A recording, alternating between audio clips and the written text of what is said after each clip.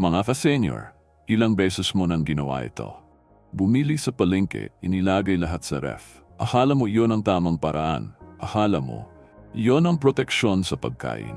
Pero sa bawat bukas mo ng pinto ng ref, may nakatagong panganib na hindi mo napapansin. Diyan nagmumula ang pagkahilo. Diyan nagsisimula ang pananakit ng tiyan. At di mo alam, galing pala sa pagkain na gusto mong protektahan. Maraming taon na nating ginagawa ito. Itinuro ng magulang, kinaya ng kapitbahay. At ngayon, ipinapasa mo rin sa mga apo. Pero ang tanong, tama ba talaga? Mga ka-senior, bago tayo magpatuloy, gusto kong itanong ito. Anong pagkain ang unang inilalagay mo sa ref tuwing galing palengke ka? Isulat mo sa komento ngayon. Malay mo, isa yun sa mga pag-uusapan natin mamaya. Gusto kong makita kung ilan sa atin ang pare-pareho ang pagkakamali. May mga pagkain kapag nilagay sa ref, unti-unting nawawala ang sustansya. May mga pagkain nagiging lason kapag nilamig. At may mga pagkain kapag mali ang imbakan, nagiging simula ng karamdaman. Mga ka-senior, hindi ito tungkol sa simpleng pagkain. Ito ay tungkol sa kaligtasan, tungkol sa pag-aalaga ng katawan na pinaghirapan mong palakasin sa loob ng maraming taon. Bawat kagat, bawat ulam, bawat prutas ay pwedeng maging gamot o pwedeng maging dahilan ng sakit. Kaya bago ka pa muling magbukas ng ref mamaya, isipin mo ito. Alin sa mga pagkain nasa loob niyan ang unti-unting sumisira sa iyong kalusugan? Hindi mo mararamdaman ngayon. Pero darating ang oras, manghina ka at sasabihin mo, bakit ganito? Maingat naman ako. Ngayon mo malalaman ang sagot. Ngayon mo malalaman ang 5 pagkaing nagiging delikado kapag inilagay sa ref. Mga pagkaing akala mo'y tumutulong pero palang-palang pinapahina ka. Kung naniniwala kang kalusugan ay kayamanan, pakinggan mong mabuti ang bawat bahagi ng video na ito. Dahil minsan, ang kasagutan sa mahabang buhay ay hindi sa gamot kundi sa tamang kaalaman. Una, mga ka-senior, sa bawat kusina sa Pilipinas laging may kamatis. Mula umaga hanggang gabi, kinagamit sa lahat ng putahe. Adobo, sinigang, paksiw, sausawan, halos hindi kompleto ang lamesa kapag wala ito. Pero alam mo ba, ang simpleng paglalagay nito sa ref ay maaring unti-unting magpahina sa iyong katawan. Si Lola Miren, 73 taong gulang, ay kilala sa kanilang barangay sa paggawa ng pinakamasarap na tinolang manok. Tuwing umaga, bumibili siya ng mga kamatis sa palengke, pulang-pula at makintab. Ngunit nitong mga buwan, napansin niyang parang iba na ang lasa. Hindi na kasing tamis ng dati at minsan ay may mapaklang amoy. Akala niya, mali lang ang nabili niyang kamatis. Pero nang sinabi ng apo niyang si Rika, Lola, baka kasi nilalagay mo agad sa ref. Doon niya napagtanto ang dahilan. Kapag inilagay mo ang kamatis sa malamig na lugar, napuputol ang natural nitong paghina. Ang enzymes na nagbibigay ng lasa, kulay at sustansya ay namamatay. Unti-unting nawawala ang lycopene, ang sangkap na tumutulong magbaba ng cholesterol at panangga sa sakit sa puso. Kaya kahit maganda pa ang hitsura, kapag malamig na ang loob nito, halos wala ng silbi ang sustansya. Para sa mga senior, lalo na iyong may problema sa presyon o gout, ang kamatis ay natural na tulong sa sirkulasyon ng dugo. Pero kung ilalagay agad sa ref, ang tulong na iyon ay napapalitan ng panganib. Kapag binawasan ng lamig ang bisa ng prutas, ang katawan mo ang nagdurusa. Marami ang nasasanay sa maling akala. Pumili ka ng prutas, ilagay agad sa ref. Parang automatic na. Walang nagtanong kung tama ba. Ang nakasanayan, nagiging batas sa bahay. Pero ngayong senior ka na, dapat alam mo na hindi lahat ng malamig ay mabuti. Ang katawan ng tao ay parang lupa. May mga bunga na lumalakas sa araw at may mga prutas na namamatay sa lamig. Ang kamatis ay isa sa mga iyon. Isipin mo si Lola Miren ulit. Matapos niyang itigil ang paglalagay ng kamatis sa ref, napansin niyang bumalik ang dating lasa ng tinola. Hindi na mapakla, hindi na matabang. Ang kulay muling naging maliwanag. Maging ang kanyang pakiramdam, mas magaan. Umiti siya at sabi, akala ko simpleng tip lang. pero parang bumalik ang gana kumain. Mga ka-senior, dito makikita natin ang epekto ng tamang kaalaman. Isang maliit na pagbabago sa kusina, pero malaking kabutihan sa katawan. Kaya simula na yon, kapag umuwi ka galing palengke, ilagay ang kamatis sa basket o mangkok na may hangin. Huwag sa ref. Iwasan din ang sobrang sikat ng araw. Sa ganitong paraan, tatagal ito ng natural at mananatiling buhay ang lasa at sustansya. Ang kamatis ay simbolo ng sigla, ng kulay ng buhay, ng araw na nagbibigay lakas sa bawat Pilipino. Kung alagaan mo ito ng tama, iaalagaan ka rin nito. Pero kapag pinilit mong ilagay sa lamig, unti-unti ka ring lalayo sa ginhawa.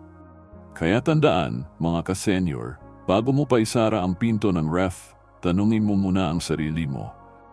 Nilalagay ko ba ito para tumagal o dahil lang nakasanayan ko na? Ang maling nakasanayan ay pwedeng maging ugat ng kahinaan. Ngayon alam mo na, ang kamatis ay hindi para sa ref, kundi para sa buhay. Ikalawas, mga ka-senior, kapag naamoy mo ang sibuyas, agad mong maisip ang luto ni nanay, ang pritong tuyo sa umaga, at ang amoy ng kusinang punong-puno ng alaala. Pero alam mo ba, ang sibuyas ay isa sa mga pagkain na hindi dapat nilalagay sa ref. Kilala si Mang Rodel, isang 71 taong retiradong mekaniko sa Laguna. Tahimik ang kanyang buhay kasama ang asawa niyang si Linda. Araw-araw, si Rodel ang nagluto ng tanghalian.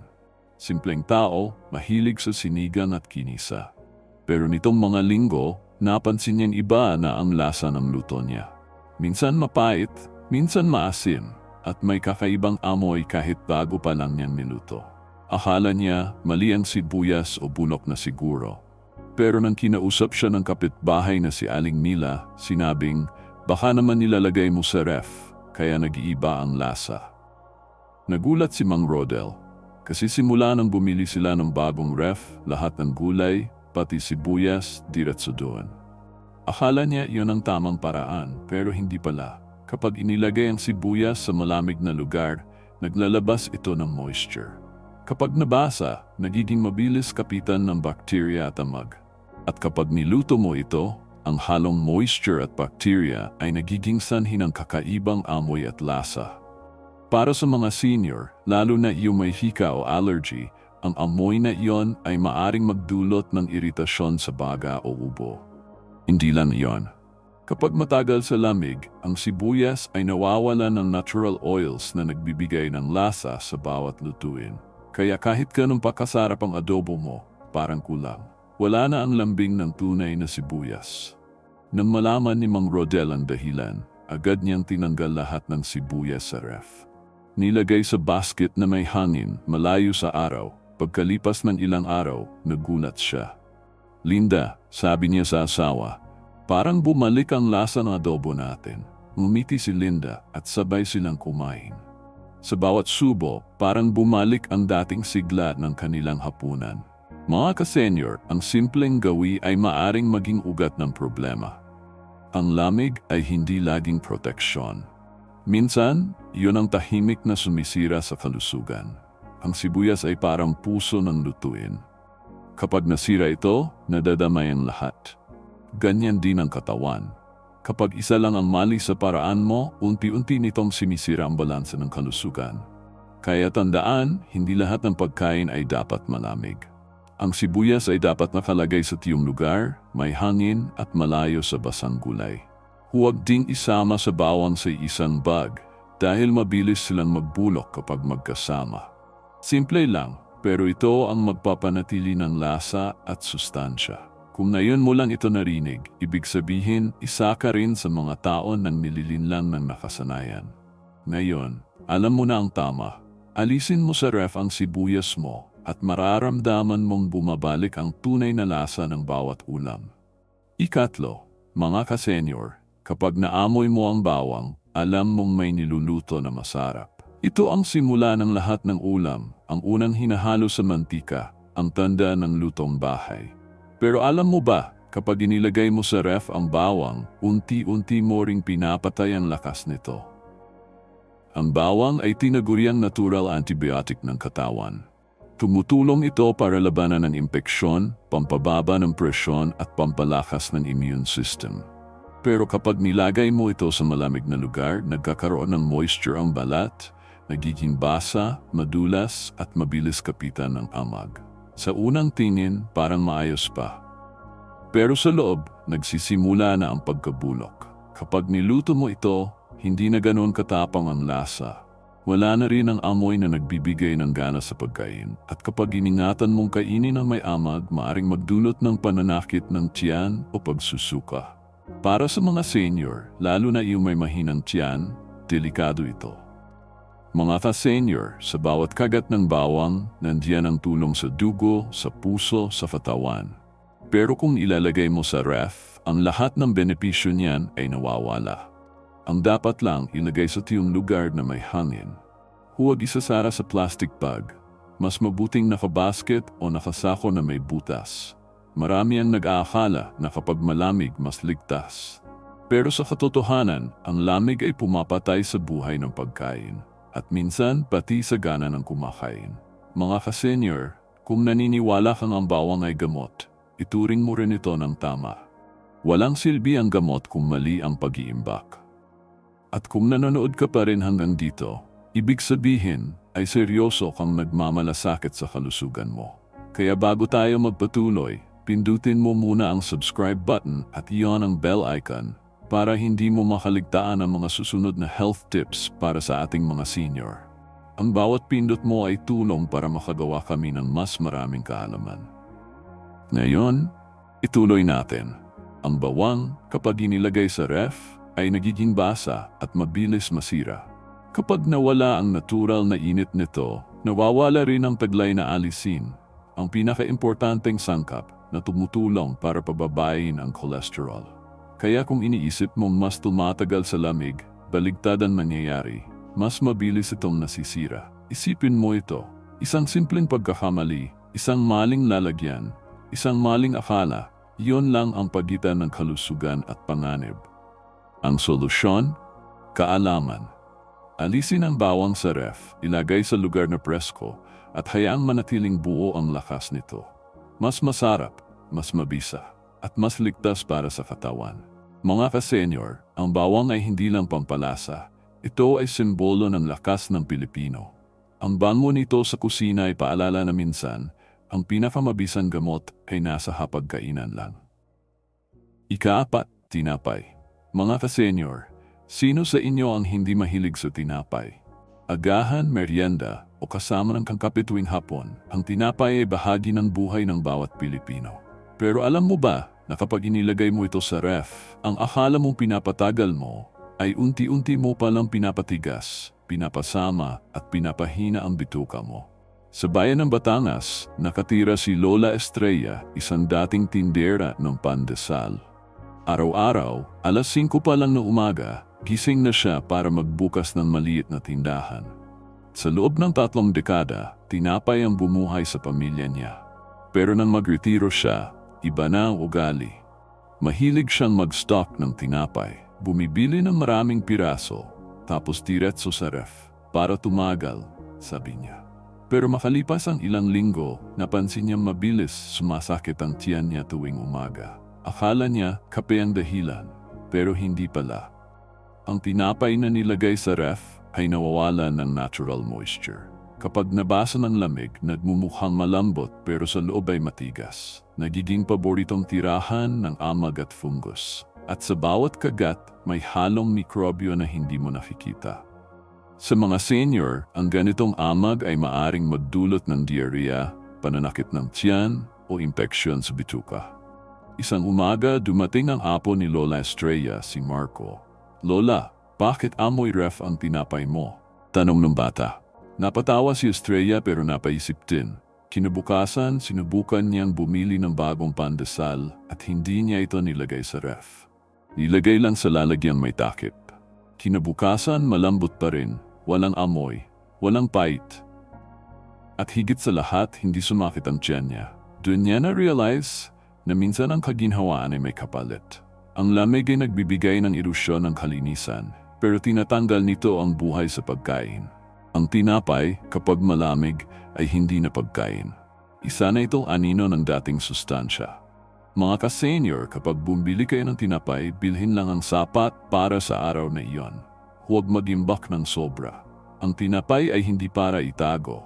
Ito ay para kainin habang sariwa pa. Mas masarap, mas mabango, at mas ligtas. Kung gusto mo itong tumagal ng isang araw pa, ilagay sa lalagyan may takip at itago sa lugar na hindi mainit. Huwag sa ref. Kapag nilagay sa ref, ang starch nito ay nagiging malabato. Kaya kapag pinainit mo ulit, parang luma at walang lasa. At sa bawat kain, unti-unting napapagod ang tiyan mo sa pagtunaw. Para sa mga senior na may diabetes, mas delikado pa. Dahil kapag malamig na tinapay ay pinainit ulit, mas tumataas ang glycemic index nito. Ibig sabihin, mas mabilis tumaas ang sugar sa dugo. Kaya kung iniisip mong nakakatipid ka sa paglalagay sa ref, ang totoo, unti-unti kang nalulugi. Sa kalusugan mo mismo. Nang malaman ito ni Lola Estrella, bumalik siya sa dating nakasanayan. Mainit na tinapay sa umaga, kasabay ng kape at ngiti sa labi. Ngayon, sabi niya, mas gusto kong kainin ang tinapay habang buhay pa ito. Hindi yung parang nilamig na alaala. Mga ka-senior, ang tinapay ay simpleng pagkain, pero puno ng alaala. Sa bawat kagat, nandoon ang amoy ng umagang Pilipino. Huwag hayaang mawala iyon dahil lang sa maling gawi. Kumain ng sariwa, mamuhay ng magaan. At tandaan, ang tamang init ay kalusugan. Ikalima, patatas. Mga ka-senior, sa bawat bahay sa Pilipinas, hindi mawawala ang patatas. Ginagamit sa menudo, afritada, sopas at kahit pritong ulam. Pero alam mo ba, ang patatas ay isa sa mga pagkain na hindi dapat inilalagay sa ref. Sa bayan ng Pampanga, may isang dating guro na si Mang Teofilo. 75 taong gulang, mahilig sa hardin at sa pagluluto. Araw-araw, bumibili siya ng gulay sa palengke. Isa sa mga paborito niya, ang patatas. Lagi niyang nilalagay sa ref dahil gusto niyang tumagal ng ilang linggo. Sayang kasi kapag nasisira, sabi niya. Pero hindi niya alam na sa bawat araw na ginugugol ng patatas sa lamig, may panganib na unti-unting nabubuo sa loob nito. Ang patatas, kapag nalagay sa malamig na lugar, ay naglalabas ng tinatawag na solanin. Ito ang kemikal na nagbibigay ng mapait na lasa at berdeng kulay. Sa unang tingin, parang okay lang. Pero kapag nakain sa matagal, maaring magdulot ng pananakit ng tiyan, pagsusuka o pagkalason. Lalo na sa mga senior na mahina na ang immune system, ang ganitong lason ay mabigat para sa katawan. Isang gabi, habang naghahanda ng ulam si Mang Teofilo, napansin niyang medyo mapait ang nilutong adobo.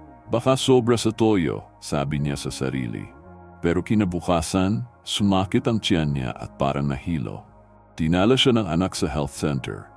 At doon sinabi ng doktor, galing ito sa patatas. May solanin na iyon. Nagulat si Mang Teofilo. Sa ref ko lang naman nilagay, sagot niya. Ngumiti ang doktor. Doon na po nagsimula, Mang Teofilo. Ang malamig na lugar ay nagpapabilis ng paglabas ng solanin. Pag-uwi niya, agad niyang tinanggal lahat ng patatas sa ref. Inilagay sa basket, nilagyan ng papel sa ilalim para sumipsip ng moisture. Pagkalipas ng ilang araw, mas maganda na ang kulay ng mga bagong patatas at wala nang mapait na lasa. Numiti siya at sabi sa asawa, mula ngayon, ang patatas ay para sa mesa, hindi sa ref. Mga ka-senior, ang lamig ay hindi laging kabutihan. May mga pagkain na parang tao. Kapag nilagay mo sa maling lugar, nawawala ang halaga nila. Ang patatas ay likas na para sa preskong hangin, hindi para sa sobrang lamig. Kaya tandaan, kapag inilagay sa ref, ang patatas ay nagiging delikado. Pero kapag inilagay sa tamang lugar, ito ay nagiging tulong sa kalusugan. Mayaman ito sa fiber, potassium at vitamina C na panlaban sa pamamanhid at panghihina. Pero ang mga benepisyong ito ay nawawala kapag pinilit mong ipasok sa lamig.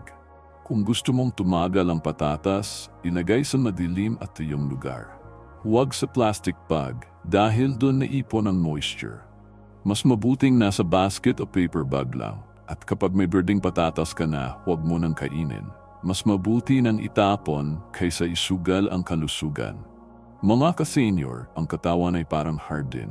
Kung aalagaan mo sa tamang paraan, patuloy itong mamumunga ng lakas at buhay.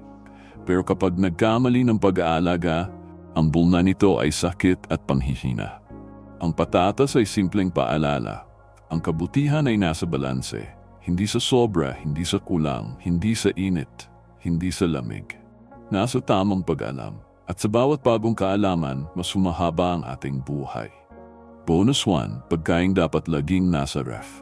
Mga ka-senior, kanina napag-usapan natin ang mga pagkain hindi dapat nilalagay sa ref. Ngayon naman, pag-usapan natin ang kabaligtaran, ang mga pagkain dapat laging malamig para manatiling ligtas at masustansya. Sa init ng klima sa Pilipinas, maraming pagkain ang madaling masira. Ang ilan sa mga ito, kapag iniwan sa mesa ng ilang oras lang, ay nagsisimulang magbago ang lasa, amoy at kulay. At kapag kinain mo pa, pwedeng magdulot ng sakit sa tiyan o impeksyon. Kaya para sa ating mga senior, mahalagang malaman kung alin ang dapat lagi nasa ref. Una sa listahan, isda at karne. Kapag naiwan sa labas, mabilis itong inaatake ng bakterya. Kahit hindi mo makita o maamoy, may mikrobyong dumarami na sa ibabaw ng karne. At sa edad natin, hindi na ganoon kalakas ang tiyan para labanan ito. Kaya kung bibili ng isda o karne, ilagay agad sa ref kapag umuwi. Kung hindi pa lulutuin, mas mabuting i-freezer.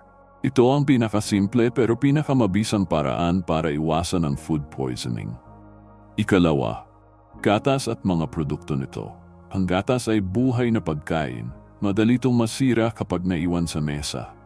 Kapag mainit ang paligid, mabilis itong magasim at mawala ng sustansya. Para sa mga senior, lalo na iyong may osteoporosis, mahalaga ang calcium sa gatas. Pero kapag hindi na ilagay sa malamig, nasisira ang protina at vitamins nito. Kaya tandaan, kapag binuksan mo ang gatas, ibalik agad sa ref matapos gamitin. Ganon din sa yogurt at keso. Ikatlo, itlog. Marami ang nag-aakalang kaya ng itlog sa temperature ng silid. Pero sa totoo, kapag mainit ang panahon, mabilis itong magkaroon ng bakterya sa balat. Kaya kung gusto mong manatiling sariwang itlog, ilagay sa ref. Mas ligtas, mas tumatagal, at mas mababa ang panganib ng impeksyon. Ikaapat, prutas na mataas ang tubig. Kabilang dito ang pakwan, ubas at strawberry. Kapag naiwan sa mesa, madaling masira dahil sa natural sugar at moisture. At kapag nasira, mabilis mag-develop ng bacteria at tag. Para sa mga senior, ang ganitong prutas ay delikado kapag bulok o may amoy. Kaya kapag hiniwa mo na ang prutas, ilagay agad sa ref sa malinis na lalagyan. Sa ganitong paraan, mananatiling malamig, masustansya at ligtas kainin. Ikalima, mga lutong pagkain. Kapag tapos ng kumain, maraming Pilipino ang nag-iwan ng ulam sa mesa. Para madali mamaya, sabi nila. Pero sa bawat oras na lumilipas, dumarami ang mikrobyo. At kapag muli mong pinainit, hindi lahat ng bakterya ay namamatay. Ang solusyon, palamigin agad sa ref ang natirang ulam kapag lumamig na ng kaunti. Mas mabuti ng malamig kaysa mapanganib. Mga ka-senior, ang ref ay parang kaibigan. Kung tama ang gamit mo, pinoprotektahan ka nito. Pero kung mali ang iyong paglalagay, ito rin ang pwedeng maging dahilan ng problema. Kaya tandaan ang simpleng patakaran. Ang mga pagkain na madaling masira, ang mga may gatas, itlog o tubig ay dapat laging nasa malamig. Ito ang depensa laban sa sakit sa tiyan, diarrhea at iba pang impeksyon na madalas tumatama sa mga senior. Ngayon alam mo na, hindi lahat ng pagkain ay takot sa lamig. May mga pagkain na kapag pinabayaan sa init, nagiging delikado. Ang susi ay kaalaman. Alam mo kung alin ang ilalagay at alin ang iiwan. Doon nagmumula ang kaligtasan. Mga ka-senior, sa bawat pagkain na nilalagay mo sa ref, isipin mo ito. Hindi mo lang pinapatagal ang pagkain, pinapahaba mo rin ang iyong kalusugan. Bonus 2, pagkain dapat iwas ilagay kahit malamig. Mga ka-senior, marami sa atin ang naniniwala na kapag malamig ang pagkain, mas ligtas. Pero may ilang pagkain na kahit malamig ay nagiging masama kapag paulit-ulit nilalagay sa ref. At baka hindi mo alam, Araw-araw mo itong ginagawa. Una sa listahan, kanin. O, mga ka-senior, ang kanin. Lahat tayo ay sanay magtira ng kanin sa hapag. Sayang, sabi natin, kaya inilalagay agad sa ref para hindi masira. Pero alam mo ba na sa bawat lamig at init na ginagawa mo sa kanin, dumarami ang tinatawag na Bacillus cereus, isang uri ng bakterya na hindi basta-basta namamatay kahit initan mo pa. Kapag pumasok ito sa tiyan, nagiging sanhi ng diarrhea at pagsusuka. At sa edad nating mahina na ang tiyan, isang maling subo lang ay pwedeng magdulot ng matinding pananakit. Si Aling Letty, isang lola mula sa Quezon, mahilig magtira ng kanin sa gabi. Ipinapasok sa ref, tapos kinabukasan, pinapainit ulit. Ganito araw-araw, hanggang isang araw, sumakit ang tiyan niya ng matindi. Nang dinala siya sa doktor, ang payo, huwag nang paulit-ulit magpalamig at magpainit ng kanin. Doon niya lang nalaman na ang kanin pala, kapag lumamig at nainitan ulit, ay nagiging pugad ng bakterya. Mga ka-senior, kung gusto mong magtira ng kanin, ilagay lang sa ref kung kakainin kinabukasan. Pero huwag nang paulit-ulit. Kapag sobra, mas mabuting itapon kaysa masaktan. Ang kalusugan ay hindi dapat ipinagpapalit sa sayang. Ikalawa, nilagang itlog. Akala ng marami, kapag malamig, mas safe. Pero kapag niluto na ang itlog, nawawala ang natural na proteksyon ng balat nito. At kapag nilagay mo sa ref na matagal, nagsisimulang magkaroon ng moisture sa shell. Doon pumapasok ang mikrobyo. Kaya kahit mukhang maayos, sa loob ay nagkakaroon ng bakterya. At kapag kinain mo, pwedeng magdulot ng pananakit ng tiyan o lagnat. Ang tamang paraan, kapag niluto mo ang itlog, kainin sa loob ng 2 araw. Kung gusto mong ilagay sa ref, siguraduhin na tuyo ito at nasa malinis na lalagyan. Huwag hayaang mabasa o pawisan sa lamig. Ikatlo, lutong gulay na may gata. Ito ang isa sa mga paboritong ulam ng mga Pilipino. Laing, ginataang kalabasa o adobo sa gata.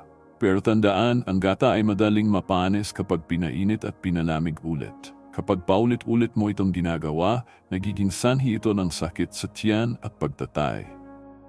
Sa mga senior, ang ganitong ulam ay dapat kainin agad o itapon kinabukasan. Huwag nang itago ng matagal. Mga ka-senior, ang paulit-ulit na lamig at init ay parang lason sa pagkain. Akala mo ito matagal, pero sa katunayan, unti-unti mo lang pinapasok ang mikrobyo sa katawan mo. Ang tiyan ng senior ay hindi na kasintibay ng dati. Minsan, isang maling subo lang, pagod na agad ang katawan. Kaya tandaan, ang malamig ay hindi palaging mabuti. Ang sobra-sobrang pag-iingat minsan ay nagiging sanhi ng panganib. Kapag hindi sigurado, mas mabuting itapon kaysa ipilit. Mas mura ang pagkain kaysa ospital.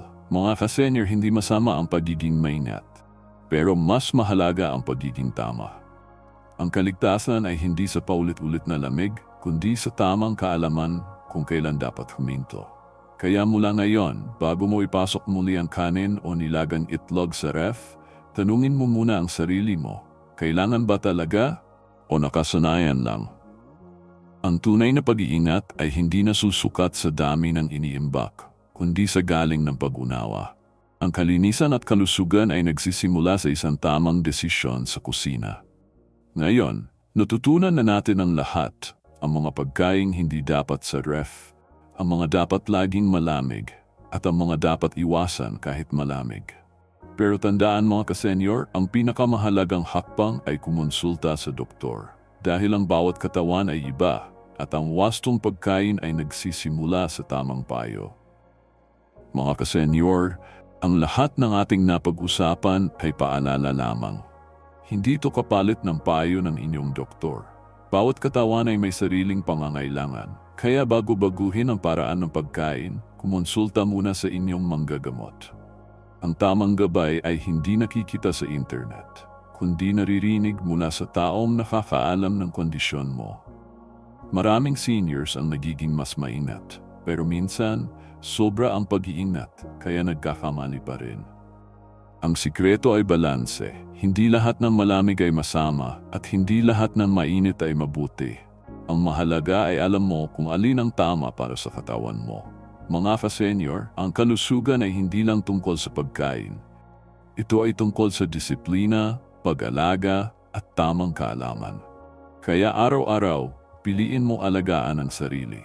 Kumain ng tama, uminom ng tubig, at huwag kalimutan magpahinga. Dahil ang mahabang buhay ay hindi regalo ng pagkakataon, ito ay resulta ng tamang pagdedesisyon. Kung nakatulong sa iyo ang video na ito, pindutin ang like, mag-subscribe at i-share sa mga kaibigan mong senior. Dahil kapag ibinahagi mo ang kaalaman, hindi lang ikaw ang gumagaling, pati ang buong komunidad. Mga ka-senior, tandaan mo ito. Ang prutas ay kalusugan at ang kalusugan ay kayamanan.